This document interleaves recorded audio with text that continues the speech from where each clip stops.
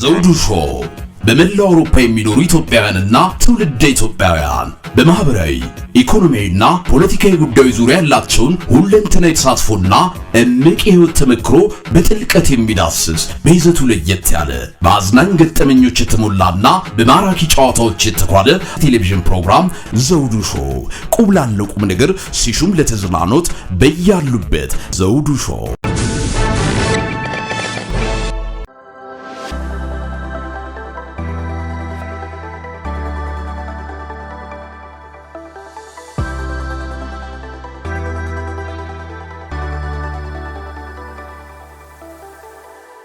ሰላም ጤና ይስጥልን ክቡራን ተመልካች አድማጮቻችን፣ ዘውዱ መንግስቴ ነኝ ከዚህ ከሚኒሶታ። ዛሬ እንግሊዝ አይደለም ያለሁት፣ ዘውዱ ሾው ስቱዲዮ ሳይሆን የምገኘው እዚህ በዶክተር መኮንን ደያሞ ጊዜ ስቱዲዮችን ማለት ነው። ብዙ ጊዜ እንደምታስታውሱት የዝግጅት ክፍላችን የተለያዩ ዓለም የሚገኙ ኢትዮጵያን ምሁራኖችን በማነጋገር መረጃዎችን ለእናንተ ስናቀብል የሚታወስ ነው። ዛሬ ግን በአካል ደግሞ ተገናኝተን ማውራት አለብን በሚል እዚህ ዶክተር መኖሪያ ቤት ተገኝቻለሁ። ዋናው ዓላማ ደግሞ ከዚህ ቀደም እንደምታስታውሱት በዚህ በኢትዮጵያ ህገ መንግስት ጉዳይ ላይ ወይም ለኢትዮጵያ ይጠቅማል የሚለውን ኮንስቲቱሽን መቅረጹ የሚዘነጋ አይደለም። ይህንንም በተመለከተ ለዶክተር አብይ አህመድም ሰጥቼዋለሁ ብሎን ነበር። ዛሬ ግን በአካል ተገናኝተናል። ስለዚህ ስለነዚህ ጉዳዮች እና ይህንንም ዛሬ ለማንሳት እና እሱንም ለማነጋገር የተገደድኩበት እንደምታስቁት በሰሞኑ ከምርጫው በኋላ ብልጽግናዎች እያራገቡ ያለ መረጃዎች እየወጣ ነው ያለ። ህገ መንግስት ሙሉ በሙሉ እንቀይራለን፣ ሰንደቅ ዓላማውን የቀድሞ እንደዛው ይቀጥላል፣ ኢትዮጵያንም በክፍለ ሀገራት ደረጃ እናቋቁማለን የሚሉ የተለያዩ ትችቶች እየተነሱ ያለበት ሁኔታ አለ። ስለዚህ ዶክተር መኮንን ደያሞ ደግሞ በህገ መንግስት ጉዳይ ላይ ሰፊ ስራ ሰርቷል እና ይህንን በተመለከተ እንግዲህ ከሱ ጋር ጠር ያለው ውይይት እናቀርባለን። ለመሆኑ ህገ መንግስትን የሚያደርገው መንግስት ነው ወይስ ህዝብ? ህገ መንግስት እስከጸደቀ በኋላ የበላይነቱን ወይም የሚቆጣጠረው ማን ነው? ህገ መንግስት በአሁኑ ሰዓት መንግስት ራሱ የሚመድባቸው ሰዎች እየመደበ የማሰራት ስራ ይሰራል። ግን በዓለም ተሞክሮ ስናይ ህገ መንግስትን የሚያረቀውና ህገ መንግስትን የራሱ አድርጎ በተለይም የመንግስት ተሿሚዎችን ፕሬዝዳንቱንም ወይም ጠቅላይ ሚኒስትሩን ጨምሮ የሚቆጣጠረው ህዝብ ነው ወይም ደግሞ ህዝብ ያጸደቀው ህገ መንግስት ነው የሚሉ ወገኖች አሉ። በሌላ በኩል ደግሞ እንደ ኢትዮጵያ ያለ ራሳቸው የሚፈልጉትን የምክክር ኮሚሽን፣ የሽግግር መንግስት ምናምን እየተባለ ይሰየምና ከዛ በኋላ እንደፈለጉ የፈለጉትን ነገር የሚሰሩበት ሁኔታ አለ። ስለዚህ ይህ ተገቢና ትክክል አይደለም የሚሉ ደግሞ አካላቶች አሉ። እንደው ለማንኛውስ ህጉን ትክክለኛው የትኛው ነው? ህዝብ ያረቀቀውን ህገ መንግስት የሚቆጣጠረውና የሚከታተለው ህዝቡ ወይስ መንግስት? መንግስት ተጠሪነቱ ለማን ነው? መንግስትንስ የሚቀጥረው ወይም የኮንትራት ጊዜውን ለ5 ዓመትም ይሁን ለ4 ዓመት የሚሰጠው ማን ነው? ይህስ በምን መልኩ ነው ሊሰፍር የሚችለው በህጉ ላይ የሚሉትና ሌሎችን ጉዳዮች እናነሳለን። አብይ አህመድ ሰሞኑን የሚያወጣው እንቀይራለን፣ ይህንን እናደርጋለን የሚለው መብትና ስልጣን አለው ወይ ያንን ለማድረግ? ለማንኛውም በእነዚህና በሌሎቹ ጉዳዮች ላይ ልምድና ተሞክሯቸውን የሚያካፍሉን ዶክተር መኮንን ደያሞ አብሮን አለ። ከእሱ ጋር የምናደርገውን አጠር ያለ ቃለ ምልልስ ወይም ጠቃሚ መረጃዎችን እንድትከታተሉ ከወዲሁ በአክብሮት ጋብዛለሁ። ከልብ አመሰግናለሁ ዶክተር መኮንን ደያሞ ለዚህ ቃለ ምልልስ ፈቃደኛ ሆነ በመገኘት እጅግ ከልብ አመሰግናለን። ዛሬ መጽሐፉንም በአጋጣሚ ያው እዚሁ ስለሆንኩ ተሰጥቶኛል። ይሄ አንድ መጽሐፍ ተበርክቶልኛል፣ ድራፍቱ ማለት ነው። የተጻፈው ህገ መንግስት በዚህ ላይ ማብራሪያ ይሰጥበታል። አንተም ያው ይዘዋል፣ እንግዲህ እንነጋገርበታለን። በጣም አመሰግናለሁ። ህገ ኢትዮጵያ ነው የሚለው፣ ህገ ኢትዮጵያ ይላል። ህገ ኢትዮጵያ ማለት ምን ማለት ነው? እስቲ ከዚህ እንጀምር።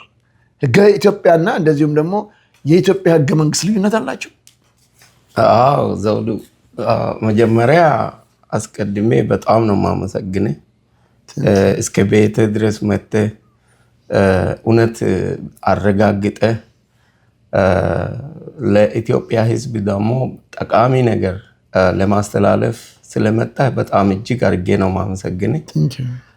የኢትዮጵያም ህዝብ እድለኛ ነው። ይህንን ትምህርት እኔ ዛሬ የሚሰጠው ትምህርት ከ3ኛ ክፍል ጀምሮ እስከ ዶክተር እስከ ፕሮፌሰር ያሉ ሰዎች እንዲማሩ ነው የሚፈልገው። ለምን ወሳኝ ነው። ኢትዮጵያውያን እኛ አንድ የ4ኛ ክፍል ተማሪ ዘሎ 8ኛ ክፍል ከገባ ችግር አለ። ያ ተማሪ ዕድሜ ልኩን እውቀት አያገኝም፣ ተምሮም ጎበዝ ተማሪ ሊሆን አይችልም። ስለዚህ ዛሬ ኮንስቲቲዩሽን ማለት ከ3ኛ ክፍል ጀምሮ እስከ ፕሮፌሰር ያለው ኢትዮጵያ ልጅ በደንብ ማወቅ ያለበት ጉዳይ ነውና ይሄ ሕገ ኢትዮጵያ የሚለው ቃል የተጠቀምንበት ምክንያት በአባታችን በጃንሆይ ጊዜ ትልቅ ስህተት የተሰራ ቃል አለ። ቃሉም ሕገ መንግስት የሚል ነው እና ያ አባታችን ጃንሆይ ሊመሰገኑ ይገባሉ። ለመጀመሪያ ጊዜ በ1931 ዓመተ ምህረት ኮንስቲቲዩሽን የመጂ ሞናርኪ ከጃፓን ብሩ ዲባባ የሚባል ሰውዬ ተልኮ ገጽ በገጽ ገልብጦ አምጥቶ ለኢትዮጵያ ወደ 40 ዓመት ጃንሆይ አስተዳድረዋል በሱ ህግና ያ ግን ስሙ የመንግስት ህግ ተብሎ ህገ መንግስት ተብሎ ነው የተሰየመውና በእንግሊዘኛ ሩል ባይ ሎው ይባላል። ያ ምክንያቱም የመንግስት ህግ አደረጉት የህዝብ ህግ ሳይሆን። ስለዚህ ህገ ኢትዮጵያ የተባለበት ምክንያት ይሄ ስርዓት ነው። ዝም ብሎ ህገ መንግስት አይደለም። መንግስት በፍጹም እጁ የሚገባበት አይደለም። ለምሳሌ በድሮ ጊዜ 21ኛ ክፍለ ዘመን አሁን ሌላ ዘመን ውስጥ ነው የሰው ልጅ ያለውና ህገ መንግስት ሩል ባይ ሎው ያቆመው በ20ኛ ክፍለ ዘመን ሲጀምር ነው። በአጠቃላይ ምዕራባውያን አሁን ሩል ባይ ሎውን ሙሉ በሙሉ አጥፍቶ ወደ ሩል ኦፍ ሎው ተሸጋግረዋል። ያ ማለት ህዝብ የበላይ መንግስት የበታች ማለት ነው። ስለዚህ ይሄ ሞዴል አለው። ዝም ብሎ ማንም ተነስቶ አይጽፍም። በከፍተኛ ኤክስፐርት ነው መጻፍ ያለበት። ጥናት አድርጎ በሞዴል በዓለም አቀፍ ሞዴል ላይ የተመሰረተ መሆን አለበት። ከዛ ውጪ ሰልፍ ኢንተረስት ማንም ተነስቶ መጻፍ አይችልም እና ሕገ ኢትዮጵያ የተባለበት ምክንያት አንደኛ የአገራችን ስርዓት ለማለት ነው፣ የኢትዮጵያ ስርዓት።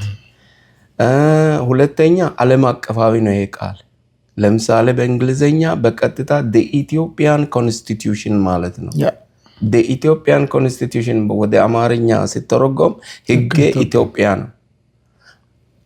the Kenyan Constitution ነው የሚባለው፣ ሕገ ኬንያ ነው። ስለዚህ መባል ያለበት የኢትዮጵያ ከሆነ ሕገ ኢትዮጵያ ነው፣ ሕገ ኢትዮጵያ ነው። ሕገ መንግስት መባል የለበትም። ሕገ መንግስት ሉዓላዊ አይደለማ። ሉዓላዊ እኮ ኢትዮጵያ ነች። So the Ethiopian Constitution ነው። the Ethiopian Constitution, the Ethiopian Constitution ማለት ነው በእንግሊዘኛ።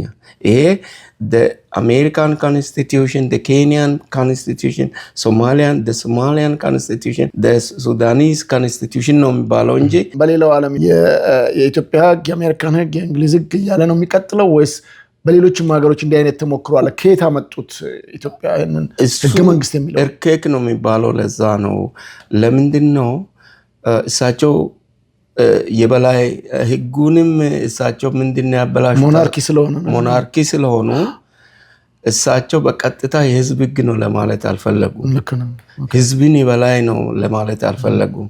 በ1931 ለምንድን ነው ያሉት? አንቀጽ አንድ ገና ፕሪያምብሉ ዘውድ የበላይ ነው ብሎ ነው ያጻፉት። ከዘውድ የበላይ ነው፣ ህዝብ የበታች ነው፣ ህዝቡን የሚመራው ህዝቡን የሚያስተዳድረው ዘውዱ ነው ብለው ነው 1931 ያደረጉትና ጃንሆይ ደርግ ያንን ለምን መቀየር አልፈለገ? እርግጥ ነው ያ አብሶሉት ሞናርኪ ስለሆነ ሊል ይችላል። ምክንያቱም ከንጉስ በላይ ምንም የለም፣ ሰማይ ነው ተመነውም እንደዛ ነበርና ደርግ ያንን ንጉሰ ነገስቱን ሲያወርድ ሞናርኪው ሲወድቅም ጭምር ለምንድን ነው መቀየር ያልቻለው? ነው ራሳቸው አባታችን ጃንሆይ ራሳቸው ቀየሩ። ይሄ 1931ን ዘውድ የበላይ ነው ህዝብ የበታች ነው የሚለውን ራሳቸው ጊዜ በ1955 ላይ ተቀየረ። ለምን? አዋቂ ልጆች በየቦታው እነ አክሊሉ ሀብተወልድ እነ ይልማ ድሬሳ አስተማሩ። እሳቸው ያስተማሩት ይሄንን ለአባታችን ጃንሆይ ቀርበው ይሄ ዘውድ የበላይ ህዝብ የበታች የሚያደርግ ዓለም አቀፋዊ አይደለም፣ በህጋዊም አይደለም። እኛ የዩናይትድ ኔሽን ማህበር አባል ነን። ስለዚህ በአንድ ሀገር ላይ ሉዓላዊ ህዝብ ነው እንጂ ዘውድ ሉዓላዊ ሊሆን አይችልም። ስለዚህ ሉዓላዊ ህዝብ ነው፣ ዘውድ ደግሞ ከህዝብ በታች ነው የሚለውን በ1955 ቆንጆ ኮንስቲቱሽን ተጽፎ በሱ ነው እስከ መጨረሻ እስከሚወርዱ ድረስ የኢትዮጵያ ህዝብ የተዳደረው። ጃንሆይ ዘውድ የበታች ህዝብ በላይ ሆነ። መንግስት የመረጣቸው ጽፎ ለህዝብ የሚሰጡት ከሆነ ሩል ባይለው ነው እሱ። ህዝብ ግን ረቂቅ አንድ ኤክስፐርት ጽፎ ለህዝብ የሚሰጥ ከሆነ ይህንን ህዝብ ተወያይቶ ይሄ አንቀጽ ይጠቅመናል፣ ይሄ አንቀጽ አይጠቅመንም ብሎ ከዛ መጨረሻ ላይ ቮት ያደርጋል። አሁን አንደኛ ክፍለ ዘመን ላይ ቮት ያደርጋል። ይሄ ሁሉም አንቀጽ ይጠቅመናል ካለ ሁሉንም ምንም ድራፍቱ ሙሉ በሙሉ ቮት ያደርግና ያጸድቃል። ህዝብ ነው። ምክንያቱም ይሄ ረቂቅ ዩናይትድ ኔሽን አሁን ክራይቴሪያ መመሪያ አውጥተዋል። በዚህ ረቂቅ ላይ ውይይት ሲደረግ መንግስት መካፈል የለበትም። የመንግስት አካል መንግስትን ወክሎ መካፈል የለበትም፣ ይከለክላል። ዩናይትድ ኔሽን መመሪያ ነው፣ ይከለክላል። ኢትዮጵያ ፈርማለች ይሄንን። ሁለተኛ እዛም እንሄዳለን። ሁለተኛ መንግስት ብቻ ሳይሆን ፖለቲካ ድርጅቶችም እንዳይካፈሉ ይከለክላል በድራፍቱ በዚህ ረቂቅ ላይ። ምክንያቱም ይሄ ሉዓላዊ ነው። ለዩናይትድ ኔሽን ህዝብ ካጸደቀ በኋላ ተመካክሮ ለዩናይትድ ኔሽን የሚመዘገብ ነው። ሉዓላዊ ነው። ማንም ሰው፣ ማንም ድርጅት፣ ማንም መንግስት መቀየር የማይችለው ነገር ነው። ስለዚህ ሉዓላዊ ስለሆነ ፖለቲካ ድርጅቶችንም ለራሳቸው ሞኖፖሊ እንዳይፈጥሩ ይከለክላል። መንግስት የሚከለክልበት ምክንያት መንግስት ብዙ ገንዘብ ስላለው ሚዲያ ስላለው ሞኖፖሊ እንዳይፈጥር ይከለክላል። ሶስተኛ የሚከለክለው የትራይባሊስቶች ጎሰኞች እኛ በሚፈልጉት በኩል ብሎ ሌላውን ሰፊ ያልሆነ ቤተሰብ ኢትዮጵያ ውስጥ ብሔረሰብ ይላሉ መሰለኝ። ብሔረሰብ የሚባል ነገር የለም ኢትዮጵያ ውስጥና ግን ቤተሰብ አለ። አማራ በኛ ትክክለኛ ቋንቋ የፈጠረ በሙሉ ቤተሰብ ነው። ብሔረሰብ ማለት አገር ማለት ነው። የግዕዝ ቃል ነው እሱ። እንደ ቤተሰብ ተቆጥሮ ከሆነ አማራ ቤተሰብ እንበለው፣ እንደ ቤተሰብ ቆጥሮ እንደ ቤተሰብ ተቆጥሮ ከሆነ። አለበለዚያ ቃሉ ራሱ ብሔረሰብ በጣም ትልቅ ስህተት ነው እና በዚህ ምክንያት ነው ህገ መንግስት የተባለው። አሁን ያልካቸው በተባበሩት ያለ መንግስታት ድርጅት ህግ ጸድቆ የወጣና አንድ ሀገር የራሱን ሀገር ህግ ኮንስቲቱሽን ኦፍ ዳት ካንትሪ ሲያጸድቅ ይሄን ክራይቴሪያ መከተል አለበት ብሎ አስቀምጦታል ካልክ የኢትዮጵያ የተባበሩት ያለ መንግስታት ድርጅት የወጣቸውን ክራይቴሪያ ሳያሟላ ያንን ሰሚት ያደርጋል። እንግዲህ ቅድም እንደገለጽከው ለተባበሩት ያለ መንግስታት የኔ ህጌ ይሄ ነው የማስተዳድረው በዚህ ነው ብሎ ሲያቀርብ ሲያይ ለምንድን ነው አንተ የምታጸድቀው? ይሄ እኮ የኢትዮጵያን ኮንስቲቱሽን መባል አለበት እንጂ ህገ መንግስት መባል የለበትም ብሎ መከላከል አይቻልም? ለምን ተቀበሉት? እነሱ እምቢ የሚሉት ነገር የለም። ምክንያቱም ዩናይትድ ኔሽን የኢትዮጵያ ህዝብ ሉዓላዊ የኢትዮጵያ ህዝብ አድርገዋል፣ ጽፈዋል፣ ተስማምተዋል ተብሎ ነው ለዩናይትድ ኔሽን የሚያስመዘግቡት። ለምን የኢትዮጵያ ህዝብ ተስማማ ብሎ ዩናይትድ ኔሽን መከልከል መብት የለው። ነገር ግን ክራይቴሪያ ለምን አወጣ ታዲያ? አውጥቶ የኢትዮጵያ ህዝብ ማስተማር የኛ ፋንታ ነው። ኢትዮጵያ ህዝብ ኮንጎ ህዝብ የጀንጉል አይደለም። ብዙ ሳይንቲስቶች ያሉበት ብዙ የተማረ ህዝብ ያለ ነው። ብዙ ኢንፎርሜሽን፣ እያንዳንዱ ዶክተር ሁሉ ነገር ያውቃል ማለት አይደለም። እኛ ዶክተር ትምህርት ስንማር የራሳችን ሳብጀክት ነው የተማርነው እንጂ ሁሉ ነገር እኔ ያውቃለሁ ማለት አይደለም። ትልቁ ፈተና ስንፈተን ዶክተሬት ስንጨርስ ዲፌንስ የሚባል ነገር አለ። ያ የሚጠይቁት ምንድን ነው? ያጠናው ምንድን ነው? ጥናቱ ካጠናው ውስጥ ምን ጉድለት ስላለ ነው ያጠናው ይላሉ። እኔ ለምሳሌ ዶክተሬት ዲፌንስ ስጠየቅ የ15 ዶክተር ጉድለት አጥንቻለሁ ብዬ ነው። 15 ዶክተር አጥንቶ የጎደለው ነገር ነው እኔ ብቻዬ ያገኘሁትን ምርምር ለዓለም ያበረከትኩት ለሀገሬ የሚያበረከትኩት ብዬ ነው መረጃ አቅርቤ ነው። በዛ ነው ዲፌንስ ያለፍኩት እና ዶክተሬትን የጨረስኩት፣ ዝም ብሎ አይደለም። ስለዚህ እያንዳንዱ ዶክተር ጉድለት ያለበት ነው። የኔን ጉድለት ሰዎች እንደገና እንዲመረምሩ መልእክት ይተዋለሁ መጨረሻ ላይ። የኔ ጉድለት ይሄ ነው፣ ሳጠና ይሄ ጎሎብኛል፣ ያላገኘሁትም ይሄ ምክንያቱ የጎደለብኝ ምክንያት ይሄ ስለጎደለብኝ ነው። አንደኛ ያጠናሁት ሞዴሉም ራሱ በቂ ላይሆን ይችላል። ሌሎች ግን በዚህ ሞዴል ቢያጠኑ ከኔ የተሻለ ውጤት ያመጣል የሚል በጥናቴ ላይ መልእክት ትቼ ነው የመጽሐፌን የዘጋሁት። እና ምንድነው የጎደለበት የሚለውን ሁሉም ዶክተር ጥናት የሚያደርግ የኔን ጉድለቴን ነው የሚያነበው። ሁሉም ዶክተር ጉድለት አለበት። የተሟላ ሊሆነ እኛ እግዚአብሔር አይደለን፣ ጌታ ኢየሱስ ብቻ ነው ሙሉ የተሟላ። ስለዚህ አንድ ሰው በራሱ ሙያ ላይና እውቀት ላይ ነው ሪሰርቹን የሚሰራው። እኔ ለምሳሌ እናቴን የገደለው ኮሌራ ነው። ኮሌራ ላጠና ነበረ። ለምን ብዙ ህፃናት እኛ ያየነውን እንዳያዩ። ኮሌራ ቀላል በሽታ ነው። እኔ ያጠናሁት የህዝብ ጤና ነው በሙያዬ ፕሮግራሜ በዶክተሬት እስከ ዶክተሬት ያጠናሁት። ማስተርሰም በህዝብ ጤና ነው ያጠናሁት። እና ግን በዶክተሬት ዶክተር እንደገና አንተ የጤና ዘርፍ ላይ ነው እንግዲህ ከማስተርስ ከሁለተኛ ዲግሪ እስከ ፒኤችዲ ሰራው የምትለኝና ይሄ ደግሞ ብዙ ጊዜ የህግ ጉዳይ ነው። የህግ ባለሙያዎች ነው ብዙ ጊዜ ህግን በማርቀቅ በኩል የሚሳተፉትና አንተ እንዴት ወደዚህ መጣ? ከሙያ ውጭ ይቻላል ወይስ? አንዱ ለምሳሌ ይሄ ኮንስቲትዩሽን ህግ ከኮንስቲትዩሽን ይመነጫል እንጂ ኮንስቲትዩሽን ህግ አይደለም። በኢትዮጵያ ህዝብ አንደርስታንድ እንዲያደርግ ኢትዮጵያ ህዝብ እንዲያውቅ የሚፈልገው ኮንስቲትዩሽን ስርዓት ነው። ስርዓቱን ደግሞ የሰጠው እግዚአብሔር ነው። አይ ማለት ባለሙያ ያልሆነ ሰው ባለሙያ ሎ ዲግሪ አይደለም የሚያስፈልገው። በፍጹም ሎ ዲግሪ እንዳውም ኮንስቲትዩሽን በደንብ ጥቅም መመርመር የሚያስፈልገው ተመራማሪ ጤናን ይሄ ኮንስቲትዩሽን ድራፍት የጻፍኩት የጃፓን ህዝብ እድሜ በዓለም ላይ በጣም ረጅም እድሜ ያለው ማስተርስ ጥናት ላይ ነው እንደውም ይህንን ፋይንድ አውት ያደረኩት። የጃፓን ህዝብ በዓለም ላይ ረጅም እድሜ ይኖራል። ረጅም እድሜ የሚኖርበት ምክንያት ምንድን ነው የሚል ጥናት አደረኩ። ሳረግ ጤናን የጃፓን መንግስት ሙሉ ለሙሉ ለጃፓን ህዝብ መንግስት ነው የሚከፍለው ስትታመም ህክምና። ስለዚህ ጤናን ከቨር የሚያደርገው መንግስት ስለሆነ እኔ በጤና በኩል ነው ያገኘሁት ይህንን እድል ለኢትዮጵያ ህዝብ። ስለዚህ የጃፓንን ምስጢር ሙሉ ለሙሉ አጠናሁና ካጠናሁ በኋላ ላካ ኢትዮጵያ ህዝባችን ያለ ጊዜ የሚሞተው ታሞ መታከሚያ የሚያጣው የኢትዮጵያ መንግስት የህግ የበላይነት ስለሌለው ነው። ወሳኙ ይሄ ነው።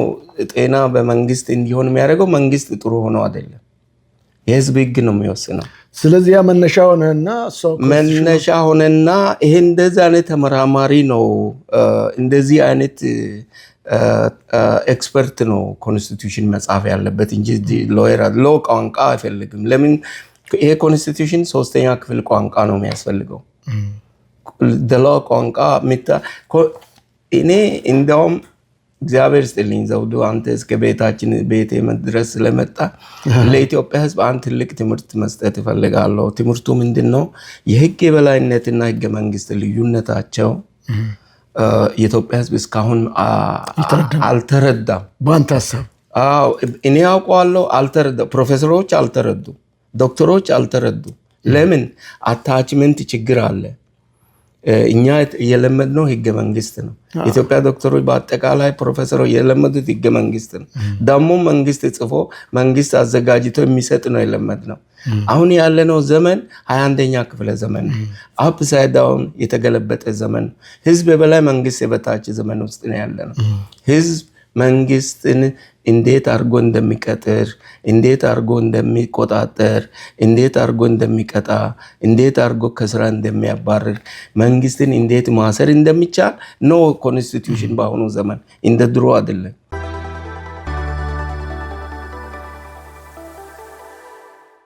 ተመልካች አድማጮቻችን እየተከታተላችሁት የሚገኘው እንግዲህ ለሁላችንም አንዳንድ አዳዲስ ነገሮች ይኖራሉ። ሁልጊዜም በተለምዶ የሚሰሩ ነገሮች አሉ። ያ ትክክል ነው ብለን የምንቀበልበትም ጊዜ ይኖራል። ግን አንዳንዴ ደግሞ ስህተቶች ሊኖሩ ይችላሉና እንግዲህ ዶክተር የጤና ወይም የሕክምና ባለሙያ ነው፣ ግን ድራፍቱን ሰርቶታል። ህገ ኢትዮጵያን ማለት ነው። ህገ መንግስት ሳይሆን ህገ ኢትዮጵያን።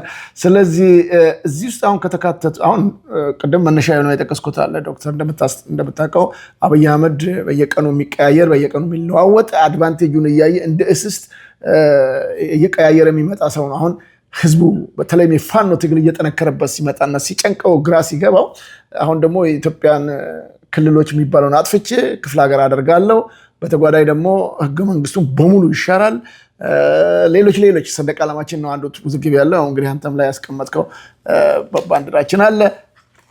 ጉድ እንግዲህ ተመልካቾቻችን ይህን ይመስላል ድራፍቱ ላይ ያስቀመጠው።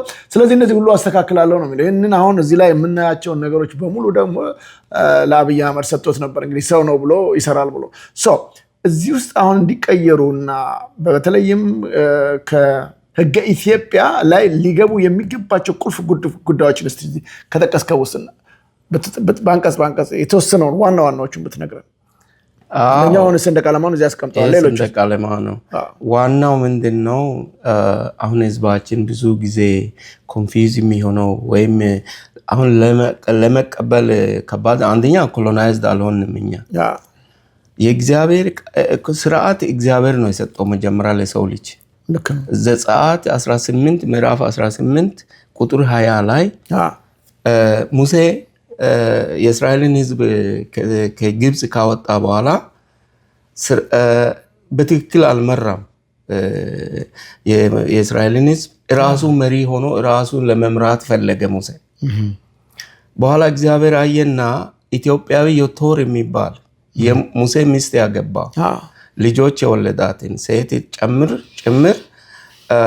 ሙሴ አያት የሙሴ አማቹ ሚስቱንም ልጆቹንም ይዞ ሙሴ ጋር እንዲሄድ እግዚአብሔር ላከው። ወደዛ ወደ በረሃ ያሉበት ሲሄድ ከጠዋት ጀምሮ እስከ ማታ ሙሴ ራሱ ይፈርድ ነበር ለህዝቡ።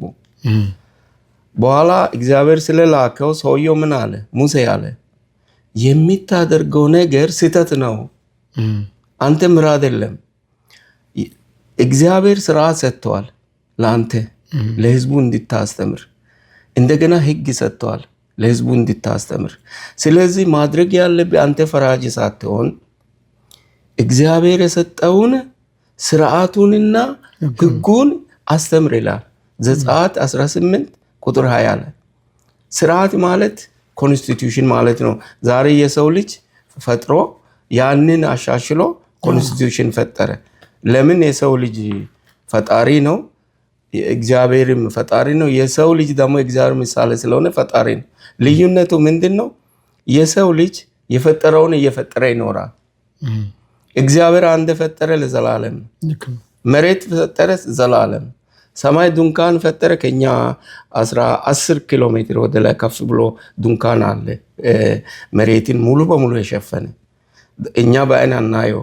በመለኮታዊ የፈጠረ ድንኳን አለ፣ የኦክሲጅን በሶስት ኦክሲጅን አንድ ላይ አድርጎ አንድ ድንኳን ሰርቷል እግዚአብሔር። ያ ኦክሲጅን ሶስቱም አንድ ላይ ሆኖ ከጨረቃው ከምኑ ድንጋይ የሚመጡ ተራሮችን ያቃጥላል። ተራሮች እዛው ተቃጥሎ ነው የሚቀሩት፣ ወደ መሬት አይደርሱም። አውሮፕላኑ ምኑም እየሰነጠቀ ያልፋል። በአየር ነው የተሰራው፣ በሶስት ኦክሲጅን ፍሬ ነው የተሰራው። ስለዚህ ችግር የለም። አሁንም የእግዚአብሔር ስራ ሌላ ታምር ደግሞ ፀሐይ ጨረር፣ ጋማሬ፣ አልፋሬ፣ ቤታሬ የምንላቸው በሙሉ እኛ ጋር መጥተው እንዳያርፉ ምን ያደርጋል? እንደ ሎሚ መጣቸዋል ድንኳኑ። ይሄ ድንኳን አሁን ብዙ ፊዚክስ ልጆች ይማራሉ፣ ሰዎች ይማራሉ፣ ዶክተሮች ይማራሉ፣ ፕሮፌሰሮች ይማራሉ። ግን እግዚአብሔር ቃል የሚያውቅ ሰው ነው የሚያውቀው በትክክል ድንኳን መሆኑ። ዘፍጥረት ቁጥር 1 ምዕራፍ 1 ላይ እግዚአብሔር ሰማይንና ምድርን ፈጠረ የሚል ነው። ለምን ሰማይን ቀድሞ ፈጠረ? ለምን ምድርን ቀድሞ አልፈጠረ? ጥያቄው። መልሱ ፀሐይ ጨረር መጀመሪያ አንድ ሰው ለመኖር ቤት መስራት አለበት። እግዚአብሔር መጀመሪያ ድንኳኑን ነው ፈጠረው በሶስት ኦክሲጅን። ስለዚህ ያንን ሰንጥቆ የሚገባ የፀሐይ ብርሃን የለም። ሰንጥቆ ቢገባ በአንድ ደቂቃ ነው የምንሞተውና፣ ስለዚህ እግዚአብሔር ለሙሴ ህግ ሰጥቶታል። የሰው ልጅ ለሙሴ ምንድን ነው የሰጠው? ስርዓት ነው የሰጠው። አንድ ሁለተኛ ህግ ነው የሰጠው። ይሄ ኮንስቲትዩሽን ስርዓት ነው። ህግ ደግሞ ከዚህ ነው የሚወጣው። መጀመሪያ ስርዓትን ህዝብ ያጸድቃል። እንደገና ህግ የሚያወጡትን ህዝብ መርጦ ኮንግረስ አድርጎ ይልካቸዋል። ሁለት ነገር ነው አሁን ኢትዮጵያ ህዝብ እንዲረዳ የፈለኩት። እስከዛሬ ሁለት ነገር የኢትዮጵያ ህዝብ አልተረዳም። አንደኛ ስርዓት ማለት ኮንስቲቱሽን ማለት ነው። ኮንስቲቱሽን ሲፈጠር መንግስት መቀላቀል የለበትም፣ ፖለቲካ ድርጅቶች መቀላቀል የለባቸውም።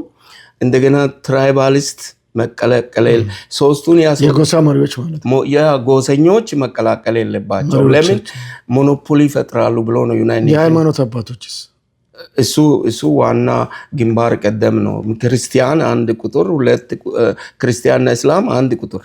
ለምን ማጆሪቲ ነው። ህግ የሚያወጣው ህዝብ ማጆሪቲ ነው። ሴቶች ሁለተኛ ናቸው፣ ወጣቶች ሶስተኛ ናቸው። ይሄ ሶስቱ አካል በአንድ ሀገር ውስጥ ሜንስትሪም ይባላሉ። ኮንስቲቱሽን ላይ ስምምነት የሚያደርጉ እነሱ ናቸው። የኢትዮጵያ ክርስቲያን፣ የኢትዮጵያ እስላም አንድ ላይ ሆነው፣ የኢትዮጵያ ሴቶች፣ የኢትዮጵያ ወጣቶች እነሱ በአጠቃላይ አንድ ላይ ይህንን አምብሬላ ስምምነት የሚያደርጉ መንግስት ሳይገባ ፖለቲካ ድርጅቶች ሳይገቡ እንደገና ጎሰኞች ሳይገቡ እናትና አባቶችስ ሁሉ ደግሞ ምሁራኖች አሉ በዚህ መካከል ላይ ወጣቶችና ሴቶች ማንም ይኸው ሴቶች ስፔሻል ናቸው። ለምን የኢትዮጵያ ሴቶች አውቶሪቲ ወይም ኃላፊነታቸው ትልቃቸውን አልተጠቀሙ። የኢትዮጵያ ሴቶች አልተደራጁም። ዝም ብሎ መንግስት ነው የሚገዛቸው። እነሱ ግን ፓወርፉል ናቸው። ቤተ ክርስቲያን ደግሞ አልተደራጁም። በህዝብ ደረጃ ነው መደራጀት። መንግስት ስር ናቸው። መንግስት ለቤተ ክርስቲያን መስገድ ሲችል ቤተ ክርስቲያን ለመንግስት ትሰግዳለች። አሁን በጣም አሜሪካ ውስጥ መሪ ለመሆን ለቸርች መስገድ አለብህ። ከቸርች ኤቫንጀሊካል ቸርች ያልያዘ እስላም ካለም እስላምን ያልያዘ፣ ካቶሊክን ያልያዘ፣ ኦርቶዶክስን ያልያዘ መሪ ሊሆን አይችልም። ለምን? ዋና ፓወር ያለው ቤተክርስቲያን ውስጥ ነው። አሁን የሃይማኖት ተቋም ውስጥ ነው። እስላም መስጊድ ውስጥ ነው። ስለዚህ አብይና መንግስት፣ የኢትዮጵያ መንግስት የሚባለው በሙሉ መጀመሪያ የሚያስሩት ማንን ነው? ትልቁን ፓወር ነው። ትልቁን ፓወር ኢትዮጵያ ክርስቲያንና እስላም ያስራሉ። ምክንያቱም ሃይማኖትና መንግስት አይገናኝም ተብሎ የተጻፈ ነገር አለ። ሃይማኖትና መንግስት አይገናኝም የሚባለው መንግስት አቅም የለውም፣ መብት የለውም፣ ወደ ሃይማኖት ሊቀርብ አይችልም ማለት ነው።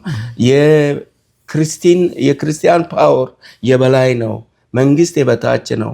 እኛንን የምንቀጥር፣ እኛንን የምንቆጣጠር፣ እኛንን የምንቀጣ፣ እኛንን የምናባርር ብሎ ክርስቲያን እና እስላም ከፍ ፓወሩን አያረግም። ለምን? ኢትዮጵያ ውስጥ ጋና ስልጣኔው ኬንያ ብቻ ነው ብርሃን ጭላንጭል ያገኘው። ጋና ነው ሁለተኛ በአፍሪካ ውስጥ ክርስቲያንና እስላም መንግስትን የሚቀጥረው። ሶስተኛው አፍሪካ ሳውዝ አፍሪካ። ከዛ ውጭ የመንግስት ባሪያ ነው ኢትዮጵያ ህዝብ ጭምር። ምክንያቱም ስርዓቱን አስሮ ያለው ስርዓቱ በመንግስት እጅ ነው ያለው። አሁን የኢትዮጵያ መንግስት አሁን ቅድም እንዳልኩት ኦፊሻሊ አይደለም። እርግጥ ብልጽግና ሰዎች የተለያዩ የብልጽግና ልሳኖች ናቸው እያራገቡት የሚገኙት። ይሄ ይስተካከላል እያለ የሚገልጹት ነገር ይኖራል። ስለዚህ መንግስት ይህንን ድራፍት ማድረግ ወይም ማርቀቅ አይችልም፣ ማጽደቅም አይችልም። እሱ ተቀጣሪ ነው። ህዝቡ ባቀረበለት ህገ ኢትዮጵያ ነው መመራት ያለበት እያልክ ከሆነ ቢሰራ ምንድን ነው ሊደረግ የሚችለው? እሱ ሀሳቡ ጥሩ እኮ ነው። ይህንን መጽሐፍ ለአብይ ያኔ ራት ስንበላ የሰጠሁት ይህንን ለህዝብ እንዲያቀርብ ነው። አብይ እጁን እንዲያስገባበት አይደለም።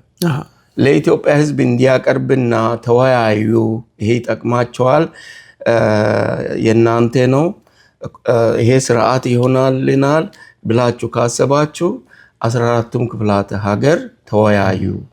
ተወያይታችሁ በዚህ ድራፍት ላይ 14ቱም ክፍለ ሀገር ብለው ነው ያስቀመጥከው? 12 ክፍለ ሀገር ነው። ምክንያቱም ኢትዮጵያ ሉዓላዊ ሀገር ናት። ኢትዮጵያዊነቷን የሻረው ህገ መንግስት ነው የህወሓት ህዝብ አይደለም የሻረው፣ ሰስፔንድ ነው ያደረገው። የኢትዮጵያ ጠቅላይ ግዛት ብሎ እንደገና ደርግ ክፍላተ ሀገር አረገ። ክፍላተ ሀገር ማለት የአንድ ሀገር አካል ማለት ነው። ክፍለ ሀገርም አይደለም፣ ክፍላተ ሀገር ነው ያለው። እና ደርግ ራሱ የኢትዮጵያን ክፍላተ ሀገር ነው እንጂ አንተ ጣሊያን ክልል ወያኔ ሮም ነው የሰለጠነው። ስልጠና ያደረገው ስለ ክልል ሮም ነው። ጣሊያን ደግሞ ክልል ያመጣው 1935 ነው ኢትዮጵያን ለማጥፋት 6 ክልል ነው ያመጣው። ይህንን ኢትዮጵያ ምሁራን በአጠቃላይ ያውቃሉ ብዬ ነው ማስበው። 6 ክልሎችን ነው ያመጣው። 6ቱ ክልሎች በጣም የሚያስደነግጠው ምንድነው? አገር አድርጎ ሲፈጥር እያንዳንዱ ክልል ተጠርነታቸው ለሮም ነው ይላል። ያኔ ቢሳካለት ነው ክልል የመጣው ከዛ ነው። አሁን እነ ደብረጽዮን የሬዲዮ ኦፕሬተር ነው ሮም ላይ።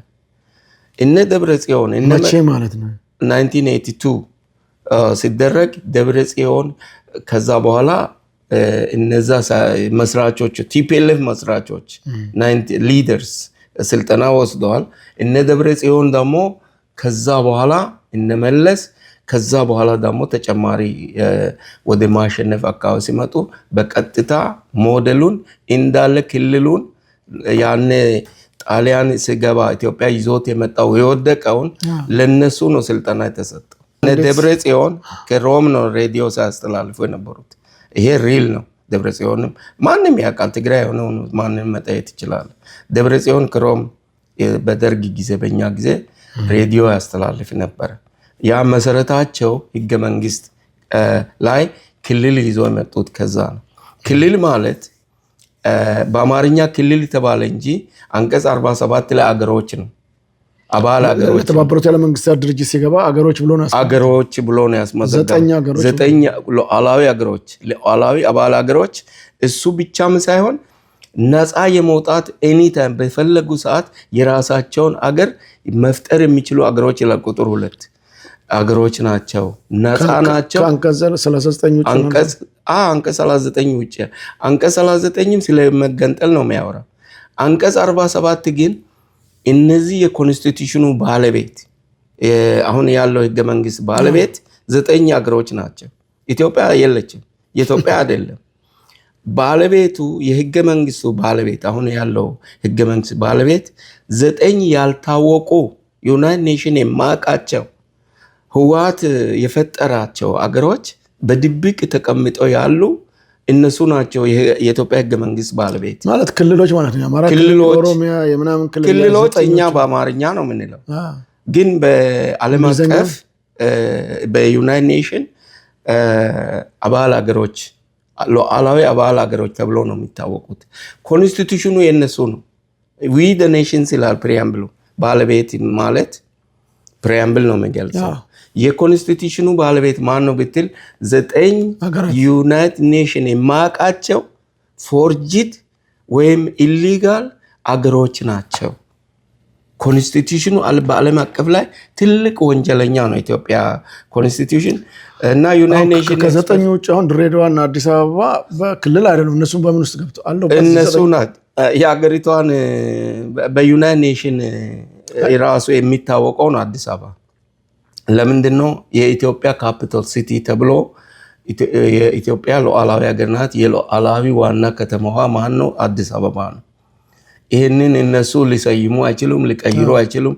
ኢትዮጵያ የሚባል ቃል ወይም የኢትዮጵያ ሰንደቅ ዓላማ ይህንን አረንጓዴ፣ ቢጫ፣ ቀይ መቀየር ወይም የኢትዮጵያ ዳር ድንበር መቀየር አይቻልም። ይሄ ሉዓላዊ ነው። ይሄ ሉዓላዊ ነው።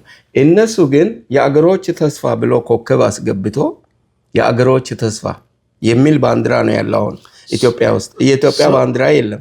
አወረዱ። ሉዓላዊ ወርደዋል። እዛ ላይ ምን የኢትዮጵያ ባንዲራ ነው የሚሉት ወይስ የሉዓላዊ ምንድነው የሚለው? እዛ ላይ ባንዲራው ይሄ አሁን የፎርጅድ ኮንስቲቱሽን ላይ የኢትዮጵያ ባንዲራ የለም። የአገሮች ተስፋ ይላል። የአገሮች ተስፋ ይሄ ባንዲራ አሁን ባለ ኮከቡ የአገሮች ተስፋ ነው። ኢትዮጵያ አይልም። ኢትዮጵያ የለችማ፣ ተሰርዛለች። ለምን? ኮንስቲቱሽኑ የአገሮች ነው። አገሮቹ የዘጠኙ አገሮች አንቀጽ 47 ላይ የተዘረዘሩ አገሮች ነው። የነሱ ኮንስቲቱሽን ነው ያ ብሉ። ስለ ኢትዮጵያ የሚገልጽ ነገር አለ? ኢትዮጵያ ተሰርዟል። ምንም የለም። ኢትዮጵያ በዘጠኙም አገሮች ውስጥ የለም። ዘጠኙም አገሮች በነፃ በፈለጉ ሰዓት ተለይቶ መሄድ ይችላሉ በራሳቸው አገር ፈጥሮ ይላል ቁጥር 2 ላይ። ባንዲራውም የነሱ ነው። ባንዲራውም የባለ ኮከቡ የዘጠኙ የወንጀለኛ አገሮች ዩናይትድ ኔሽን የማያውቃቸው ኦሮሚያን ዩናይትድ ኔሽን አቅ ኦሮሚያ አገር ይላል፣ ትግራይ አገር ይላል። ትግራይን ዩናይትድ ኔሽን አቅም አገር ትግራይ የምትባል አገር በዓለም ላይ አትታወቅም፣ ልትታወቅም አትችልም። ይሄ ዓለም አቀፋዊ ወንጀል ነው። የኢትዮጵያ ሉዓላዊነትን ማፍረስ ነው። ዶክተር አሁን 30 ዓመት አለፈን እኮ እና 30 ዓመት ሙሉ ሲሰራ የኢትዮጵያ ሕዝብ ይሄንን እንዴት አላወቀም? አሁን የምትገልጻቸውን ነገሮችን እንዴት ሳሙኤል ላይ ማንሳት አልተቻለም እስከዛሬ? እንግዲህ እያንዳንዱ ቅድም እንዳልከው የህግ ባለሙያዎችም ይህን ህግ ትርጓሜውን እና ሌሎች ስራ መስራት እንጂ ይህንን አይመለከታቸው ነው። ግን ቢያንስ እንደ ህግ ባለሙያ ይሄ ድራፍት ላይ ይሄ ችግር አለ ለመጀመሪያ ጊዜ ይህንን ህግ ያረቀቁ ሰዎች ራሳቸውስ ማን ናቸው? አሁን ለምሳሌ በሁሉም በአንድ ጊዜ የሚሆን ነገር አልነበረም። ለምሳሌ 63 ዓመት ነው ጥቁሮች ከነጮች ጋር በአንድ መኪና ይሳፈሩ። ግን ኪንግ ማርቲን ሉተር ተነስቶ ነው ይህ ሁሉ ክርክር አድርጎ አንቀጽ 13ን ያመጣው። ሴቶች መምረጥ አይችሉም ነበር እዚህ አሜሪካ ውስጥ።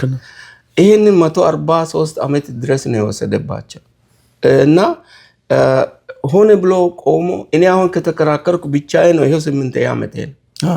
መጽሐፉም ጽፌ ከሰጠው ብቻዬ ነኝ። ግን አንደርስታንድ ያደረገ ምሁር የለም። አንደርስታንድ አደረጉማ ለምን አታችመንት አለ። ህገ መንግስት ነው የለመደው ብዙ ዶክተር። ካለማወቅ ነው ከቅልቦና ነው ወይስ ምንድን ነው? ካለማወቅ ነው ብዬ ነው ማስበው። ሌላው የመንግስት ወገን ነው። አሁን ሚዲያ ሁሉ ሪላብል ሶርስ አይደለም። እኔ አንተን በጣም ማደንቀው ለምንድን ነው መኮንን ለማጣራት እስከ ቤተ ድረስ መምጣት ለኢትዮጵያ ህዝብ ለሚጠራጠረው። በነገራችን ላይ አንዱ ተመልካቾቻችን የመጣበት ዋና ዓላማ ዶክተር አይደለም የሚል ቅሬታ ቀርበው ተጠይቄ ነበር። ከየት መጣ የሚል አንዱ ማጣራት አለብኝ በሚል መጣው። ፒኤችዲ ማግኘቱን ኢቨን የግራጁዌሽን ዶክመንቶቹን እንደገናም ደግሞ ጋውኑ ጭምር ሳይቀር ከዩኒቨርሲቲ የተሰጠውን ከነ ሙሉ ልብሱ መረጃዎችን እና ሌሎችን በማጣራት ነው እንግዲህ ወደዚህ የመጣው። ምክንያቱም አንዳንድ ነገሮች በጣም በጣም ከባድ ነገር ነው። እንደ አብይ እስከ 7ኛ ክፍል ገብቶ ዶክተር ነኝ ብሎ ይቀመጣል። ግን ያንን ለማጣራት አክሰሱ የለንም። ሚንስ አሁን አዲስ አበባ ዩኒቨርሲቲ ነው የሰጠው፣ እንዴት ሰጠው ተብሎ ኢንቨስቲጌት መደረግ ነበረበት። ሬጅስትሬሽን ሲመዘገብ ራሱ ምን አይታችሁ ነው የመዘገባችሁት? ባችለር ሆነ ነው የተከታተለው፣ ማስተርስ ሁኔት ነው የወሰደው፣ ምን ነበር ያገኛቸው ግሬዶች፣ ለዚህ ኳሊፋይድ ነበረው የሚሉትን ያን ማድረግ አልቻልንም። እንዳለመታደለው ነው። ግን አሁን ይህንን እስቲ እስከመጣው ማጣራት አለብኝ ብዬ ነው የመጣሁትና አመሰግናለሁ። ጠቅላላ መረጃዎቹን አግኝቻለሁኝ። አሁንም በተጨማሪ ደግሞ በዚህ በህገ መንግስቱ ላይ የምትገልጻቸው ነገሮች ስላሉ ለማብራራት ነው የመጣሁትና ቴንኪው። እንዳልከው ነው እንግዲህ ሁሉ ነገሮች አሁን ጎግል ሬድ ሶርስ ሊሆን አይችልም። ማንም ሰው በጣም አደገኛ የጉግል ኢንጂን ነው። ለምሳሌ ኦሮሞ ታሪክ እዛ በጣም ውሸት ተጽፏል። አማራ ታሪክ ውሸት ተጽፏል። ሁሉ ውሸት ተጽፏል። ሰዎች ያው ታሪካችን ቀላል ታሪክ አይደለም። እኛ ኢትዮጵያውያን ያለን ከባድ ታሪክ፣ በዓለም ላይ ታሪክ ያለው ህዝብ ቢኖር የኢትዮጵያ ህዝብ ነው። ለምን? አንደኛ የሰው ልጅ የተፈጠረው እዛ ነው። ሁለተኛ የኢትዮጵያ ህዝብ በዘር የተለያየ ሊሆን ይችላል ብሎ ዓለም አቀፋዊ 3 ላቦራቶሪዎች ዲኤንኤያችን አጥንቶ በፍጹም መለየት ነው ያቃታቸው። በፍጹም። ለምን? ያ መረጃ አንዱ ከየት ነው? 98,000 አንድ ጊዜ እስራኤል ይዞ ሲሄዱ አንድም ከኢትዮጵያ ኮድ ውጪ አላገኘው። የሴሜቲክ ኮድ አንድ ህፃን ልጅ እንኳን አላገኘው። ከ98,000 የሴሜቲክ ኮድ የሚያሟላ ማንንም ኮድ ያጠናው 3 ላቦራቶሪዎች ዓለም አቀፍ አጥንቶ 3ቱም አላገኝ። ይህንን እውነት ያገኘሁት እኔ ድሬሶላ የምትባል ወንደርፉል ኢትዮጵያ የሚል መጽሐፍ ውስጥ ማንም ኢትዮጵያ ያገኛል እና እዛ ነው ያገኘሁት ይሄ ተአምር። እና ከዛ በኋላ ዲቴይል ራሴ ማየት ጀመርኩ። እና እኛ በዘራችን አንድ ነን። አፕሎታይፕም ሚቶኮንድሪያ፣ አሁን ሰው ዘር የሚለየው ሚቶኮንድሪያ ሁሉ ኤክስ ማቴሪያል ዋይ ማቴሪያል፣ በአጠቃላይ ኢትዮጵያን ህዝብ መለየት ከባድ ነው። አንድ ህዝብ ነን።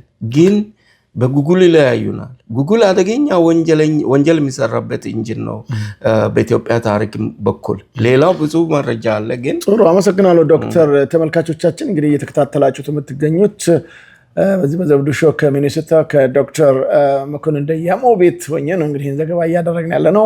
አሁንም አብራችሁን ቆይታችሁን ከኛ ጋር ይሁን። እንግዲህ አንዳንድ መረጃዎች እየወጡ ነው። ምናልባት ጋር ያደረኳቸውን ቃለ ምልልሶች በመንተራስ ትክክል አይደለም፣ ተገቢ አይደለም፣ ይሄ እኮ ያልሆነ መረጃ ነው እየሰጠ ያለ የምትሉ ወገኖች ዝግጅት ክፍላችን ኤኒ ታይም ተቀብሎ ለማስተናገድ ዝግጁ መሆኑን በዚሁ አጋጣሚ ገልጻለሁ። እንነጋገር፣ እንወያይ፣ እንመካከር፣ መፍትሄ እናምጣ ሀገራችንን በሚል ጊዜ የዘውዱ ሾው ሚዲያ ከሚተጋባቸው ጉዳዮች አንዱ ነውና ስለዚህ በዚህ ላይ ምናልባት የምታነሷቸው ሀሳቦች ካሉ ሀሳባችሁን ተቀብዬ ለተመልካች አድማጮቻችን ለማቅረብ በተጨማሪም ከዶክተር መኮንን ደያሞ ጋርም ጭምር መሞገት የሚችልም አካል ካለ መሞገት የምትችሉ ወይም ደግሞ ሀሳባችሁን የምታንሸራሽሩ ካላችሁ ተገቢ አይደለም የሱ ትንታኔ የምትሉ ከሆነ ዝግጅት ክፍላችን አቅርቦ እናንተን ማሰብ ለማስተናገድ ዝግጁ መሆኑን በዚሁ አጋጣሚ ገልጻለሁ።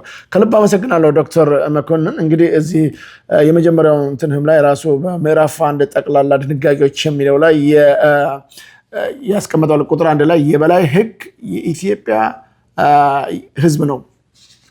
የዚህ ኮንስቲትዩሽን ባለቤት ማን ነው? እኛ የኢትዮጵያ ህዝብ።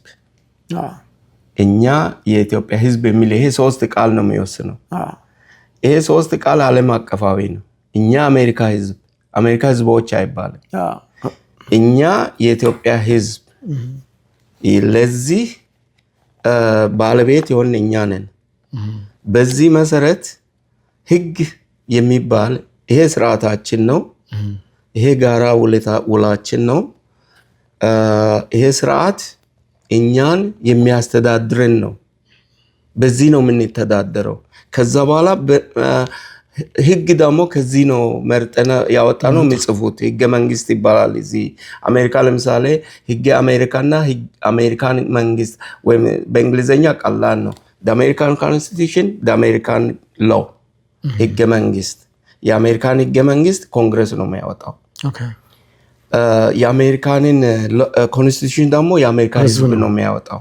የሚጽፈውም ህዝብ ነው፣ የሚቀይረውም ህዝብ ነው። መንግስት አይቀላቀልበት፣ ፖለቲከኞችም አይገቡበት።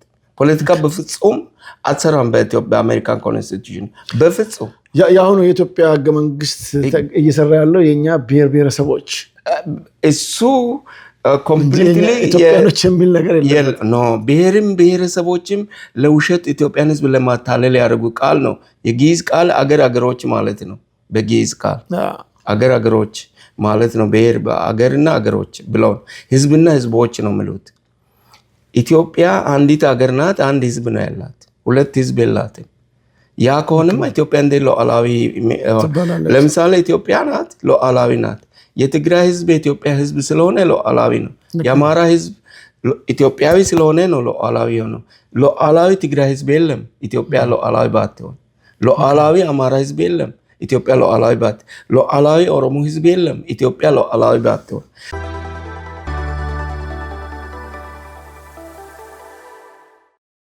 ኢትዮጵያ ስታይ ዓለምን በሙሉ ሳይንስ የተባለ ፊልድ በሙሉ የሚያሽከረክረው ኢትዮጵያዊ የሌለበት የለም እስከ ናሳ ድረስ። ስለዚህ ይህ ስርዓት ነው መጀመሪያ ስርዓቱ ነው የተቀማው። የኢትዮጵያ ህዝብ ስርዓቱን የተቀማው ክርስቲያንና እስላም በማፈን ትልቁ የዚህ የስርዓት ባለቤት እግዚአብሔር የሰጠው ዘጸአት 18 ቁጥር 20 ላይ የሰጠው ስርዓት ነው። ስርዓት ባለቤት ደግሞ እስላምና ክርስቲያን አንድ ቁጥር ነው። ለምን ማጆሪቲ እና ዲሞክራሲ ማለት ማጆሪቲ ሩል ማይኖሪቲ ራይት ነው። ማጆሪቲ ኢትዮጵያ ውስጥ ክርስቲያንና እስላም ነው። የስርዓቱ ባለቤት ማለት ሉዓላዊ በኩል ስንመጣ እንደገና ማጆሪቲ የኢትዮጵያ ስርዓት ባለቤት ሴቶች ናቸው። ከወንዶችም ይልቅ ሴቶች ራሳቸው ኢምፓወር ማድረግ። አሁን አሜሪካው ሴቶች ራሳቸው ኢምፓወር ናቸው፣ መብታቸውን ያስከብራሉ አንድ ላይ ተደራጅተው እና የኢትዮጵያም ሴቶች ለወደፊት አንድ ላይ ተደራጅተው በውጭና በሀገር ውስጥ ያሉ ወላድ በአጠቃላይ የልጆቻቸውም የራሳቸው መብት ማስከበር ይችላሉ አንድ ላይ ተደራጅተው። ሶስተኛው ወጣቶች ናቸው፣ አገር ተረካቢዎች። ከኛ በኋላ እኛ እንሄዳለን። እቺ መሬት መንገድ ነች እንጂ ዘላለም እንኖርባት አይደለችም። እኛ ስንሄድ አገር የሚረከቡ ወጣቶች ይሄን ስርዓት የሚረከቡ እነሱ ናቸው፣ ወጣቶች ናቸው፣ መንግስት አይደለም። ስለዚህ ወጣቶችም የስርዓቱ ባለቤት ትልቁ አካል ሶስተኛ አካል ናቸው። ስለዚህ ስርዓትና ህግ አስተምር ያለው እግዚአብሔር ዮቶርን ልኮ ለሙሴ አንተ ከምትመራ ለህዝቡ ስርዓትና ህግ ብቻ አስተምር፣ ከዛ በኋላ ህዝቡ በዚህ ይወጣል። ምክንያቱም ትራምፕ አይደለም እኛን የሚመራው እዚህ ሀገር አሜሪካ ውስጥ ትራምፕን እኛ ቀጥረናል፣ እንደገና እንቆጣጠረዋል። እንደ ህዝብ እንደ አሜሪካ ህዝብ ነው ማለት ምን እኔም አሜሪካዊ ነኝ፣ ሞር እድሜን በሙሉ እንደውም አሜሪካን ነው እና ትራምፕን እኛ እንቆጣጠራለን እንደ ህዝብ። ለምስ በዚህ ነው የምንቆጣጠረው። ትራምፕን ስርዓት አስቀምጠናል በህግ አሜሪካ በህግ አሜሪካ ወይም የአሜሪካ ህዝብ ህግ ትራምፕን አንድን ፕሬዝዳንት ለመቆጣጠር ስርዓት ተቀምጧል። ቢያጠፋ እንቀጠዋለን ወይ ከስራ እናባራለን፣ ኢምፒች ይደረጋል። አሁን ያንተ ምክር ሀሳብ ምንድነው? ቅድም እንዳልኩት አብይ አህመድ አሁን ይሄን እናደርጋለን፣ ቅድም እንዳልኩት ባንዲራውን አስተካክለን ህገ መንግስቱን እንቀይራለን፣ እንደዚህ እናደርጋለን፣ ወደ ክፍለ ሀገራቶችም እናደርጋለን የሚል ነገር ቢፈጽም አትችልም ለማለት አትችልም ማለት ዘግይተዋል እንጂ ማድረግ ይችል ነበር። ይሄ ምንም ችግር የለው። ለምንድን ነው ፕሮሙልጌት ይባላል። የጻፈውን ድራፍት እሱ የኢትዮጵያ ኮንስቲቲዩሽን ነው ብሎ በአዋጅ ማጽደቅ አይችልም። ኮንስቲቲዩሽን እንደዛ አይደለም። ድራፍት ጽፍ ያለው መንግስት መጻፍ ይችላል። ድራፍት ይችላል። ድራፍት ማንም ኤክስፐርት መንግስት መጻፍ ይችላል። ወሳኙ ህዝብ ነው፣ ባለቤቱ ነው የሚወስነው። ምክንያቱም ህዝብ ወጥቶ ድራፍት ሁሉም ሰው 1 ሚሊዮን 120 ሚሊዮን ድራፍት ማቅረብ አይቻልም። የቀረበው ድራፍት 10 ድራፍት ቢቀርብ 20 ድራፍት ቢቀርብ ህዝብ ነው የሚመርጠው። ባይ ዘ ወይ ቺሊ ለምሳሌ ላስት 2 አመት በፊት ለ12 ወር ሙሉ ነው የተወያዩት ስለ ድራፍቱ ላይ ቺሊ የሚባል። ጃፓኖች የጻፈላቸው ዳግላስ ነው፣ ማክቱር ዳግላስ የጻፈላቸው። አሜሪካ የዛን ጊዜ ሂሮሺማ እና ናጋሳኪ ስትፈር ከፈረሰች ጃፓኖች ለዓለም በሙሉ ተበታትነው ነበር። ነገር ግን አሜሪካ ጥሩ ያደረገው ምንድነው? የስርዓቱ ድራፍት ጻፈላቸውና ጥሩ ስርዓት፣ በጣም ጥሩ ስርዓት፣ እስከዛሬ ያልተቀየረ ስርዓት ባይ ዘ ወይ ለ75 ምናምን የጃፓን በዓለም ላይ አሜሪካ 27 ኢትዮጵያ ንጉሠ ነገሥት እኮ ከጃፓን ነበር። ከጃፓን ሜጂ ሞናርኪ ቅድም የተናገርኩበት ሰው ነው። ግን አበላሹ፣ ስም አበላሹ። ህገ መንግስት አለ። ህገ መንግስት መባል አልነበረበትም። ለኢትዮጵያን ኮንስቲቲዩሽን በቀጥታ የኢትዮጵያ ህግ እንኳን ብሎ ጥሩ ነው። እኔ ድራፍት ጽፍ የኢትዮጵያ ህግ ብዬ ነበር። ግን አማርኛ ትክክል አይደለም፣ እኔ ሁለተኛ ቋንቋዬ ስለሆነ። ግን አማርኛ የሚያውቁ ኤዲት እንዲያርባ ዓለም ዙሪያ ስለበተን ቃሉ ህገ ኢትዮጵያ መሆን አለበት፣ ያኛው ደግሞ ህገ መንግስት መሆን አለበት በታችሁ የመንግስት የሚጽፈው። ስለዚህ ለኢትዮጵያ ለወደፊት የሚሆነው ህገ ኢትዮጵያና ህገ መንግስት። ይሄንን አሁን ይችላል ወላላ አብይ እንዴት ነው ሊችል የሚችለው? ለህዝብ ማቅረብ ማለት ነው ድራፍት። አብይ አሁን ለምሳሌ ጥሩ ነው፣ እኔ እሱን መቃወም የለበትም፣ ጥሩ ነው። እንደውም እኔ በጣም ጥሩ ነው። ግን ዓለም አቀፋዊ መሪሆ መከተል አለበት። መሪሆ ምንድነው? አብይም ፕሮሙልጌት ያደርጋል ለማን? ለኢትዮጵያ ህዝብ። ይሄ ደግሞ ኢትዮጵያ ህዝብ ነው። ይሄ እዚህ ውስጥ ያልተካፈለ የኢትዮጵያ ህዝብ ክፍል ይሄው ለ8 አመት ነው ሙሉ ነው። ብዙ ምሁራን ተካፍለዋል። ስም ዝርዝራቸዋል። ብዙ ኢኮኖሚን በሚመለከት ኢኮኖሚስት ተካፍለው ሀሳብ እንዲሰጥ ነው ኤዲት እንዲያደርጉ ለእያንዳንዱ ልክ ያለው ነው ኤዲት እንዲያደርጉና እያንዳንዱ አንቀጽ ኤዲት ተደርጓል። ኤዲተሮች አሁን ለምሳሌ እያንዳንዱ በአንድ አንቀጽ በአንድ ሰው ሀሳብ ብቻ ድራፍቱን ይሰራል። ዞሮ ይሄ ሁሉ እንደገና ተመልሶ ወደ ህዝብ ቀርቦ ህዝብ ማጽደቅ አለበት።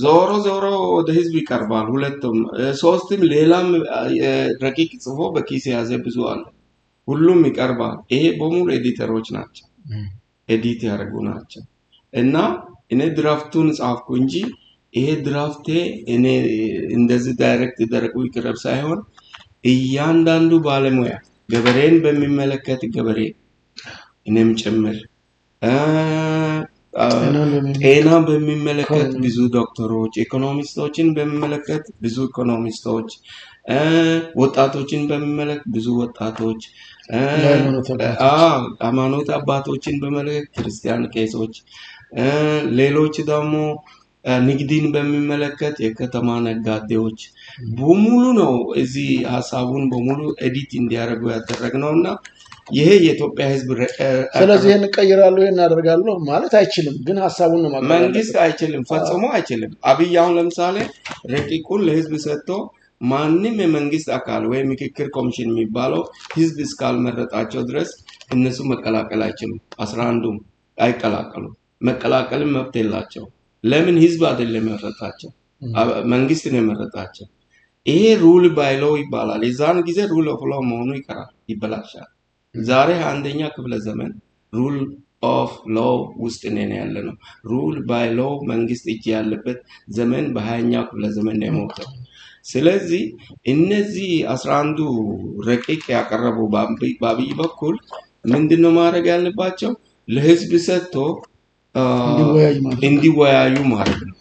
እንዲወያዩ የህዝብ እንዲወያይ፣ ከዛ መጨረሻ ላይ ሳጥን ይቆማል።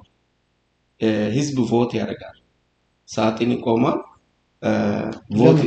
ይሄ ለምሳሌ ህዝቡ ቮት ካላደረገ ዩናይትድ ኔሽን አንቀጽ 25 አለ፣ ሁሉም የኢትዮጵያ ህዝብ መሳተፍ አለበት ይላል። የሚሳተፈው ድምጽ በመስጠት ነው። ስለዚህ ይህ ክፍል ተሳትፎ ይህ ክፍል ሆኖ ወይም እንደ ሳውዝ አፍሪካ ሆነ ትክክለኛ ሬፈረንደም አልተደረገም፣ እንደ ጋና እንደ ኬንያ እንደዛም ሆነ። ድምጽ የሚሰጡት ምን ማለት ነው? ይሄኛውን ህገ መንግስት አጽድቀናል ተስማምተናል ነው የስ ቮት ነው ቮት አለ። ያው ለምሳሌ የኢትዮጵያን ህግ ይፈልጋለሁ የሚል የስ ቮት ይላል ሳጥኑ ላይ፣ እዛ ይወረውራል። የስ ቮት የሚል ብቻ ካርድ ነው የሚጻፈው። ድራፍቱን አይተነዋል፣ ገምግመነዋል። ስለዚህ አክሰፕት ነው ወይስ? በድራፍቱ ላይ አብይ ኮሚቴ ወይም 11ዱም ያቀረቡት ድራፍት ላይም እዚህ ላይም ይወያያል። መድረክ ላይ ህዝቡ ተወያይቶ አብይ ያቀረበው ጥሩ ነው ካለ አብይ ያቀረበው ላይ እንትን ቮት ያደርጋል። ኖ ይላል። ይሄ እንዳይመረጥ ኖ ይላል። አብይ ያደረገው ይሻልናል፣ ይሄንን አንፈልግ የሚል ሁሉ ኖ ነው የሚከተው ሳጥኑ ውስጥ። ኖ የሚከተው ከበለጠ ይሄ ይወርቃል፣ ያብይ ያልፋል። የስ የሚል ደግሞ ከበለጠ በ50% ፕላስ 1 በአንድ ሰው ከበለጠ ይሄ ያልፋል። ለምን? የስ ያለው ተቆጥሮ ምናልባት የአብይ ድራፍት ፕራምብሉን ጨምሮ ኢትዮጵያን የማይከትና እንደዚሁም ደግሞ ህግ ኢትዮጵያ ባይሆን እንደ ግል ሊጸድቅ ይችላል። ሰው የስ ስላለ ተቀብየዋለሁ ስላለ የስ ማለት የለበትማ። ኖ ብሎ ካሸነፈ ይጸድቃል። ህገ መንግስት የሚለው ኖ ብሎ ዚምባብዌ እንደዛ ተበልቷል። የዚምባብዌ መንግስት ያቀረበው ነው ያሸነፈው። ለምን? በገንዘብ ድምፅን በመስረቅ። ያ አሁን የአሁኑ ዘመን እንደዛ አይደለም። አንደኛ ዩናይትድ ኔሽን ይገባል ሳጥኑ። ዝም ብሎ አይደለም፣ ተራ ነገር አይደለም። ዩናይትድ ኔሽን ይገባል፣ ሴኩሪቲ ካውንስል አለ፣ ፒስ ኪፒንግ ይገባል። የአሁኑ ሪፈረንደም ቴክ ነው። ያው ልክ እንደሚደረገው ምርጫ እንደዛ ቢሰራው እንደዛ ነው። ይሄ ሪፈረንደም ይሄ ህይወት ነው። የአሁኑና የሚመጣው ትውልድ የዘላለም ህይወት ነው። ስለዚህ ልክ መንግስት እንደምትመርጥ አይነት አይደለም። ይሄ በጣም አንደኛ ዩናይትድ ኔሽን ገንዘብ ይመድባል እኮ ዲሞክራታይዜሽን ፈንድ አለው። ለምን? ለ14ቱ ክፍላት ሀገር ወታደር ያሰለጥናል ዩናይትድ ኔሽን በአጠቃላይ አባል ሀገሮች በሙሉ። ለ14ቱ ክፍለ ሀገር ህዝቡ መጀመሪያ ሰፍቲ፣ ለኢትዮጵያ ህዝብ ሰፍቲ አገር አውቶማቲካሊ ወደ 14ቱ ክፍላት ሀገር የሚያሰለጥነው ኢትዮጵያኖችን ነው ወይስ እንደ ፒስ ኪፐር ወታደሮች ነው የሚልከው? ኢትዮጵያውያንን ስልጠና ገንዘብ በአጠቃላይ ይሄ 140 ነፃ ገለልተኛ እዚህ ያሉ አሉ። አንቀጽ 88 ጀምሮ እዚህ 14ቱም ክፍላት ሀገር ላይ ወታደር ስልጠና ያደርጋል ዩናይትድ ኔሽን። በጀቱን ይመድባል። ከዛ በኋላ ኢትዮጵያውያን አሁንም ማአት ሚሊሻ ማአት ሰለጠነ ህዝብ አለን በሚሊተሪ በጀቱን ችሎ ለ14ቱም ክፍላተ ሀገር ሰፍቲ እያንዳንዱ ክፍለ ሀገር ሴፍ እንዲሆን ወጥቶ በነፃነት እንዲመላለስ ኢትዮጵያ ድንበር የለም ኬላ የለም። ይሄ አዲሱ ኮንስቲቱሽን የሚከለክለው ጤና ሙሉ በሙሉ የኢትዮጵያ ህዝብ በመንግስት እንዲሸፍን ያደርጋል። ልክ እንደ ጃፓን በጀት ከሌለውስ ሀገሪቷ በጀት ከሌላት እንዴት ይሻላል? በጀት ኢትዮጵያ ዓለምን የሚበቃ በጀት አለ፣ ገንዘብ አላት። ኮራፕሽን ስላለ ነው። ኮራፕሽኑ ስላለ ነው ሀገሪቷ። አሁን እኮ የኢትዮጵያን መንግስት ገንዘቧን እየበላ ነው። ኢትዮጵያ እንኳን ለአፍሪካ የሚበቃ ገንዘብ አላት። ኢትዮጵያ ሀብት ቀላል አይደለም። ብዙ ሀብት መንግስት ኢትዮጵያ ህዝብ ማቀውን መንግስት በትሪሊየን ገንዘብ አሁን ነብይ ዱባይ ቤተ መንግስት የሚሰሩት ከየት አምጥተው ይሄ ሁሉ ገንዘብ ለምሳሌ መለስ ቲቶ የሞተው 7 ቢሊዮን የሚደርስ አሁን አዘብ ዩጋንዳ የሄዱ ፋብሪካ የሚከፍቱ ገንዘብ በሙሉ ኢንተርፖል ኦዲት ነው የሚደረገው። ከነሱ ብቻ የሚመለሰው ገንዘብ መላው የኢትዮጵያ ህዝብ ይማከም ይችላል። ብዙ ሀብት አለን እኛ ውጭ ያለነው በ5 ብር ብቻ ሂሳብ ብዙ ቢሊዮን ነው የምናወጣው። ስለዚህ አንደኛ ይሄ ሙሉ ጤና የኢትዮጵያ ህዝብ ሙሉ በሙሉ እንዲያገኝ ያደርጋል። ኬላ ከሀገሪቷ ያስወግዳል። አንቀጽ እንደውም እነሱ እዚህ ላይ ናቸው እና ኬላ ያስወግዳል። ከዳር እስከ ዳር የአንድ ሀገር እኛ ኢትዮጵያ ህዝብ የሚልበት ምክንያት እቺ ሀገር ኢትዮጵያ እግዚአብሔር ለኛ የሰጣት ሀገራችን ነች። እኛ ኢትዮጵያ ህዝብ ነን። ኃላፊነት ምን በላው ፍሬ እኛ ነን፣ መንግስት አይደል። መንግስትን እኛ ነን የምንቀጥረው፣ እኛ ነን የምንቆጣጠረው፣ እኛ ነን የምንቀጣው ማለቱ ነው። እኛ ኢትዮጵያ ህዝብ የሚልበት ምክንያት እና ዶክተር እንግዲህ ያው ጠቃሚና አስፈላጊ መረጃዎችን ሰጥተናል። በጣም አመሰግናለሁ። አንዱ ደግሞ ሶስቱ ኢምፖርታንት ልንገርህና አንዱ ጤና ይሄ የሚያስገኘው ቅድም ጀምሬ መልሳለሁ እያልኩ ነው። አንዱ ጤና ነው። ሁለተኛው ጤና በነፃ ነው ለመላው ኢትዮጵያ ህዝብ። ሁለተኛው ትምህርት በነፃ ነው ለመላው ለኢትዮጵያ ህዝብ። ሶስተኛው ምግብ ገንዘብ የሌለው በነፃ ነው። ምግብ የሌለው ኢትዮጵያ ህዝብ የማይበላ በነፃ ነው። አራተኛው ህገ መንግስቱ ላይ የተቀመጡ ነገሮች ተግባራዊ መሆን ይችላሉ ተብሎ ይጠበቃል። ከሀገሪቱ ኢኮኖሚ ጋር ኢኮኖሚ ጉዳት ኢኮኖሚክ ኤክሰስ ነው ያላት ኢትዮጵያ። ኢኮኖሚ በፍጹም ኢኮኖሚ ጉዳይ ይኸው ኢኮኖሚ ከጎደለ አንደኛ ኢትዮጵያ የዓለም አቀፍ ማህበር አባል ናት። ስለዚህ በሚጎሎ በአጠቃላይ ትራዶ ደሟል። እኛም አለን ውጭ ያለው ኢትዮጵያ ህዝብ የሚጎሎ ቦታ። ስለዚህ ትምህርት በነፃ ነው፣ ጤና በነፃ ነው፣ ምግብ በነፃ ነው። ምግብ ለሌለው ሰው ማለት ምግብ ለሌላቸው ሎው ክላስ ቤት በነፃ ነው። ምግብ ቤት የሌላቸው ሰዎች በነፃ። ሌላው ይሄ የሚያደርገው በነፃ ቤት ለምሳሌ ቤት በሽ ነው፣ መሬት ነፃ ነው የሚያደርገው። ይሄ ለቤት ፕሮጀክት መሬትን ለግለሰብ ነው ያደረገው ለመንግስት ነው? መሬት የግለሰብ ነው። መንግስት መሬት ያለው የለም። ትርፍ መሬቶች አሉ በብሔራዊ በፌደራል ደረጃ መሆን ያለበት እዚህ ተዘርዝሯል። ትርፍ መሬት ሰው የሌለበት ቦታዎች በአጠቃላይ ሪዘርቭ ቦታዎች፣ ሚሊተሪ ስልጠና ቦታዎች ሁሉ ፌደራል መንግስት ስር ያለው እዚህ ተዘርዝሯል ውስጥ። ነገር ግን ይሄ አሁን ያለው ኢትዮጵያ ህዝብ የያዘው መሬት አሁን ለምሳሌ ጭሰኛ ነው ኢትዮጵያ ህዝብ። አንድ መሬት ያለው ኢትዮጵያ ህዝብ የለም፣ ጭሰኛ ነው። ስለዚህ ወደ ግል ለማዞር ይሄ ራሱ አውቶማቲካሊ ማንኛውም ቤት አሁን አዲስ አበባ ውስጥ የተሰራው በሙሉ በመንግስት መሬት ላይ ነው። ጭሰኛ ነው። ቤቱን በፈለገ ሰው ማፍረስ ይችላል። ለ99 ዓመት ኮንትራት ውል ግን ይሄ ሲጸድቅ ምንም ቤቱም መሬቱም የሱ ነው። ሌሎች ደግሞ ቤት የሌላቸው ሎው ክላስ ነፃ መሬት ነፃ ቤት አረግና ይሄ ደግሞ ዴቨሎፒንግ ከዚህ ከዩኤስኤ ባንክ ምንድነው ተራዶ ኤድ ጋር ዴቨሎፒንግ አካውንት በዴቨሎፒንግ ባንክ ላይ ነው የሚከፈተው። ኬንያ ተጠቅሟል ይሄንን እድል እና እሱ በዛ አርገን ማንም ሆምሌስ በኢትዮጵያ ላይ እንዳይኖር ያደርጋል። ቤት ይኖራቸዋል፣ ምግብ ይኖራቸዋል። ይህንንም እያንዳንዱ ክፍለ ሀገር ኃላፊነት አለበት።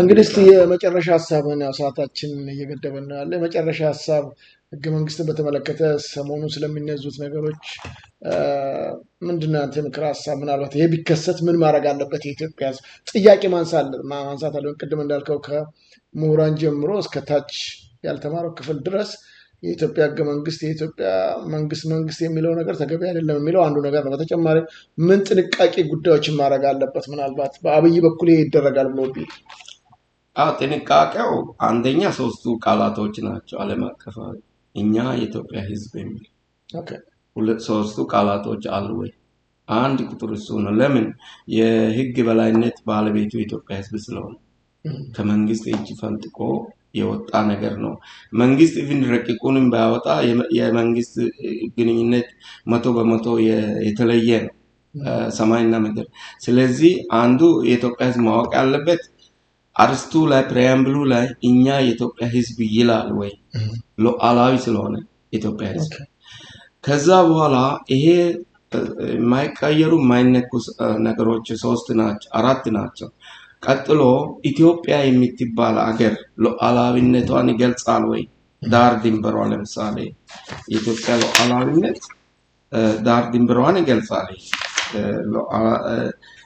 የት ወዴት እንደሆነች እዚህ ላይ ይገልጻል አንቀጽ 2 በአሁኑ ህገ መንግስት ላይ የተብራራ የተገለጸ ኢትዮጵያ ማለት በሰሜን ምስራቅ አፍሪካ 3 እስከ 14 ዲግሪ የምትገኝ ሀገር ናት ከ33-48 ዲግሪ ምስራቅ የምትገኝ ሀገር ስትሆን የቆዳ ስፋቷ 1,127,127 ስኩዌር ኪሎ ሜትር ነው ቆዳ ስፋቷ የኢትዮጵያ ይሄንን ይገልጻል ሉዓላዊ አገርነቷ በዩናይትድ ኔሽን የተመዘገበው ይሄ ነው በደቡብ ከዛ ይልና በሰሜን ከኤርትራ በምዕራብ ደቡብ ሱዳንና ከደቡብ ሱዳንና ከሱዳን በደቡብ ከኬንያ እንዲሁም በምስራቅ ከጅቡቲ እና ከሶማሊያ ጋር ትዋሰናለች የቴት እንዳለች እና ሌላው 1950 ዩናይትድ ኔሽን በወሰነው መሰረት ባህር በሮቿ በዩናይትድ ኔሽንስ አንቀጽ 390 እስከ ዛሬ ያልተሻረ ነው አንቀጽ ባህር በሮቿ በኢትዮጵያ እጅ ነው ያለው እስከ ዛሬ የሻረው ዩናይትድ ኔሽን ያስቀመጠውን ዩናይትድ ኔሽን ብቻ ነው የሚሽረው ሌላ የሚሽረው ኃይል ያው በጊዜ ባህር በር መለስ ዜናዊ ነዘካ ዩናይትድ ኔሽን ዘግቶ አይደለም መለስ ዜና ማን ነው አብይ መጥቶ አይሲጄ ሄዶ ኢንተርናሽናል ጀስቲስ ኮርት ሄዶ አልጠየቀም በጉልበት በጦር ኖ የኢትዮጵያ ነው ለምንድን ነው እንደዚህ የሚያዋሸው ለኢትዮጵያ አሰብ ወደብ ኢትዮጵያ ነው ክርክር ከመጣ ለማሰዋ ነው ክርክር ከመጣ ለምን ዩናይትድ ኔሽን ጣልቃም ቢገባ ማሰዋን ለኤርትራ ሊሰጥ ይችላል ግን ለአሰብ ኤርትራ መከራከራችን 100% አሰብ ኤርትራ ጎሮ እንትን የለውማ ድንበር የለው ኤርትራ አይገናኝም በአልጀርስ ስምምነት ለምሳሌ አልጀርስ ስምምነት ቮይድ ነው ለምን የተጠቀሙት አልጀርስነት የተጠቀሙት አንቀጽ 900 900 902 908 ሁለቱም ሶስቱም ቮይድ ናቸው ያን ታዳ ተከራክረው ማሸነፍ አልቻለች በኢትዮጵያ መንግስት ማን ተከራከረ ሲከራከሩ ሰምተህ ታውቃለህ አብይ ሲከራከር መለስ እኮ ይገላል ይሄንን መለስ አሰብ ወደ ባለሙያዎች ተቀጥረው ሙግት እንደነበረ በአልጀርስ ስምምነቱ መሰረት እንዲፈጸም አልስማማ ሲሉ ፍርድ ቤት ማንም ኢትዮጵያ መንግስት ማንም ይሄንን መንካት አይፈልም መለስ እሱን ካነሳ ስላልሰብ ይገላል መለስ ለምን መለስ ሆነ ብሎ ለግሬተር ትግራይ ሪፐብሊክ ነው ያስቀመጠው አብይ አህመድ አሁንን አብይ አህመድ አይፈልግም ውሸቱ ነው በየቀኑ መሳሪያ ምናምን ከሚጎትት ይሄ ድል ካለው ለምን ውሸት እነድሮ ይሄው ሲጀምር ነው አብይ ማኒፑሌት ያደርጋል ያለው አብይ የኢትዮጵያን ህዝብ እንደ ሰይጣን ነው የሚያታልለው ውሸት ነው አብይ ለምንድን ነው የኢትዮጵያ ወደብ ነው እስኪ አንቀጽ 390 ቪ የሻረ ጋለ ዩናይትድ ኔሽን በተአምር የሻረ ይገል ያንን እኮ ነው ህጉ የሚደግፈን ከሆነ ለምንድን ነው በሚመለከተው የህግ ቦታ ላይ ሙግት የማይገጥመው በየቀኑ ጦርነት እንከፍታለን ከሚል ወደዛ ለምን አይሄድም? የራሱ ፕላን አለ፣ የራሱ ዓላማ አለ። ኢትዮጵያ ባህር በሮቿን መለስ ዘጋ። እሱ ለምን ቀጠለ?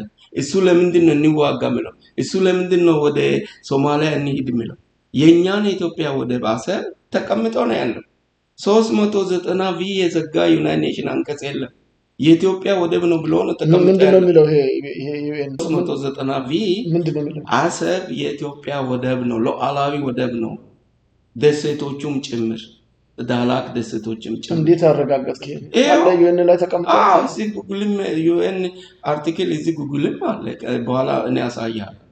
ዩኤን ላይ አለ። ምናልባት ጉግልን አትመኑ ጉግል እኔ ዝም ብሎ ሪላብል ሶርስ የሆኑ ዌብሳይቶች አሉ። ዝም ብሎ ጉግል እንጂን አለ እና በትክክለኛ ማንንም ደግሞ ዓለም ያውቃል። ማንንም ጠይቅ። ይሄ መረጃ ከዩኤን ማውጣት ይቻላል? ይቻላል 100%። ከዛ ለማግኘት አልሞከርክም አንተ? የተለያዩ ሳይቶች ከመፈለግ ይልቅ ታዲያ እኔ ከአሜሪካ መንግስት ጋር የሚሰራው ያሳየሁት ይሄ አይደል? ይሄ ኮንስቲቱሽን ፎርጅድ መሆኑ የነሱ ህገ መንግስት ያሳየሁት እኔ አይደለሁም? ኢትዮጵያ ከውስጡ እንደተሰረዘች ያሳየሁት እኔ አይደለሁም? የት ማለት የት ነው ያሳየው? ኢትዮጵያ ስቴት ዲፓርትመንት አስመዝግቤ ስቴት ዲፓርትመንቱ ያውቃል። ኢትዮጵያ ተሰርዛለች። ኢትዮጵያ ህዝብ ተሰርዘዋል። ዩኤን ያውቃል። ዩኤን ያውቃል። ቅድም ሰምታል አይደል?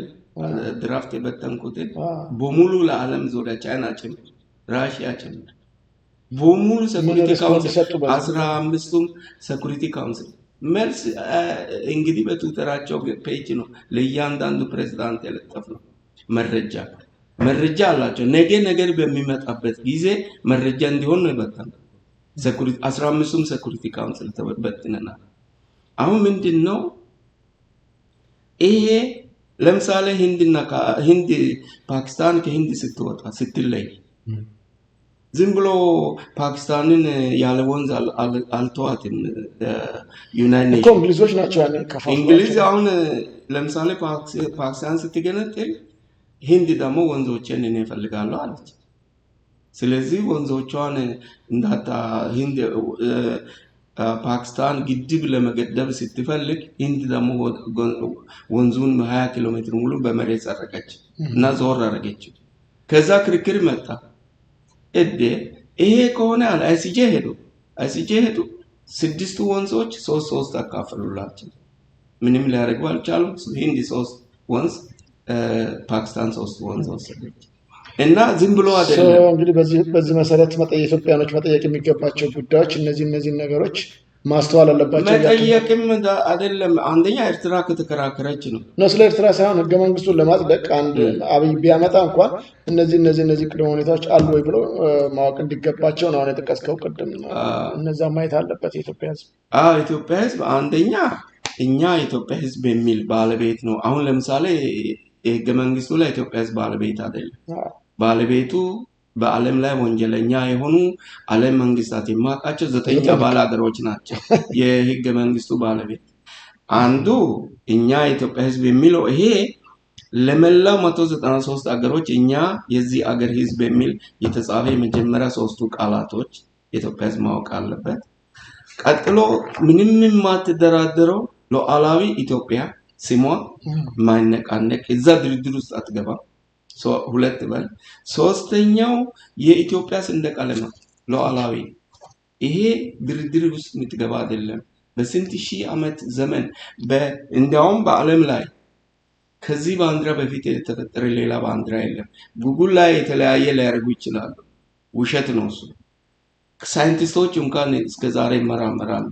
እንዴት አድርጎ ከየት ጀምሮ ግማሹ ከኖ ጊዜ ተሰጠኝ ነው ይላል እና መላምቶችን በአጠቃላይ ምርምር ነው። ግን ቀኑ መቼ እንደጀመረ ያውቃል። ግን 5ኛ ክፍለ ዘመን ላይ ይሄ አረንጓዴ ቢጫ ቀይ በያሬድ ጊዜ ነበር።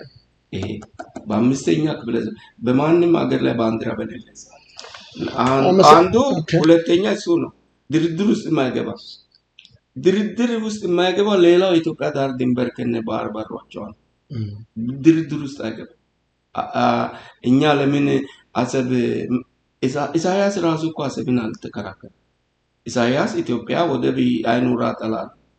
ስለዚህ ኢሳያስ ኤርትራ አገር ሆና ትቀጥል ወይም ለወደፊት በፌደሬሽን በሰላም እንከላከል የሚባል ከሆነ ማሳዋን ይዞ ይቆይ። ነገር ግን ዳር ድንበሯ የአሰብ ጉዳይ እዚህ ኦልሬዲ ተወስኖ ነው ያለው። ይሄንን ውሳኔ ነው የሚል ዩናይትድ ኔሽን የለም። ኤርትራ ለምሳሌ እኔ ቅሬታ አለብኝ አሰብ የኔ ነው የምትል ከሆነ መረጃ አምጪ ነው የሚባለው። መረጃ አለሽ ወይ? መረጃ ካለ እንሂድ ወደ አስጄ እንሂድና ፍርድ ይሰጠ። ጦርነት የለም፣ መጣላት የለም፣ ቃል መመለስ የለም። እኛም ኢትዮጵያውያንም አይሲጄ ኤርትራ በኩልም አይሲጄ መረጃዎቹ ማቅረብ መረጃ አይደለም። መረጃማ ኦልሬዲ 390 አንቀጽ አለ ተጽፎ ነው ያለው። መረጃም አንፈልግም እኛ። በእኛ በኩል መረጃ የሚባል ነገር አስፈላጊ የኔ ነው። ኢትዮጵያነች ለሚለው መረጃ ትፈልጋለህ አይደለም? ለአረንጓዴ ቢጫ ቀይ መረጃ ትፈልጋለህ ነው? አዲስ አበባ ከተማ መረጃ ትፈልጋለህ? ኢትዮጵያ ዋና ከተማ ነው። የኢትዮጵያ ዋና ከተማ ነው። ለአዲስ አበባ መረጃ አቅርብ አትባል። ዩናይትድ ኔሽን 1923 ሲመሰረት የኢትዮጵያ ሉዓላዊ አገር ዋና ከተማ አዲስ አበባ ነው ተብሎ የተመዘገበ ነው።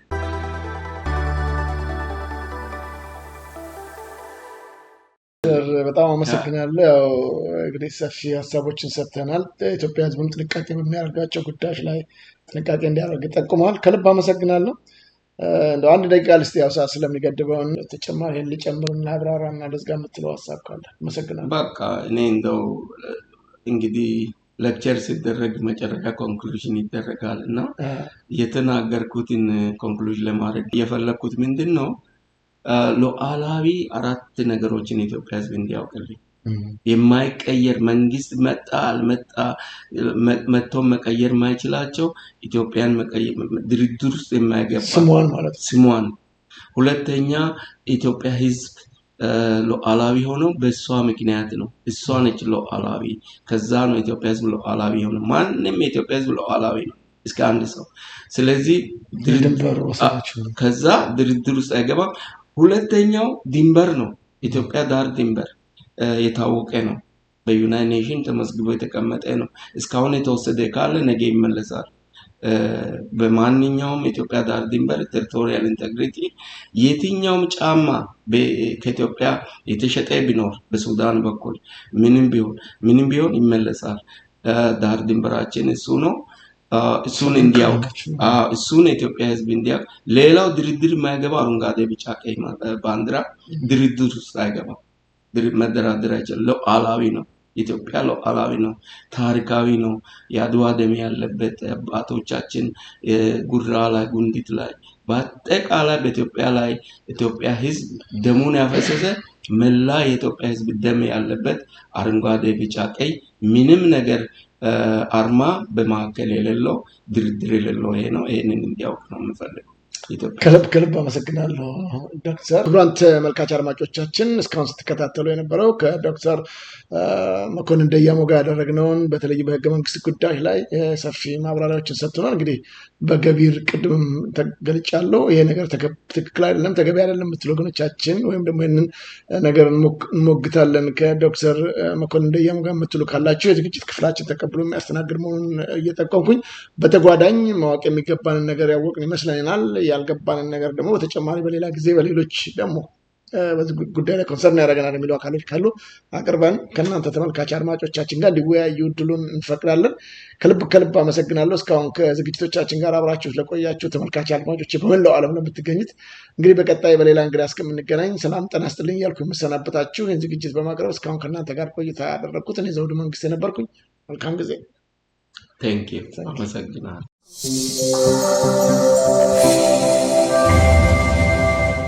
ዘውዱ ሾው በመላው አውሮፓ የሚኖሩ ኢትዮጵያውያንና ትውልደ ኢትዮጵያውያን በማህበራዊ ኢኮኖሚያዊና ፖለቲካዊ ጉዳዮች ዙሪያ ያላቸውን ሁለንተናዊ ተሳትፎና እምቅ የህይወት ተመክሮ በጥልቀት የሚዳስስ በይዘቱ ለየት ያለ በአዝናኝ ገጠመኞች የተሞላና በማራኪ ጨዋታዎች የተኳለ ቴሌቪዥን ፕሮግራም ዘውዱ ሾው።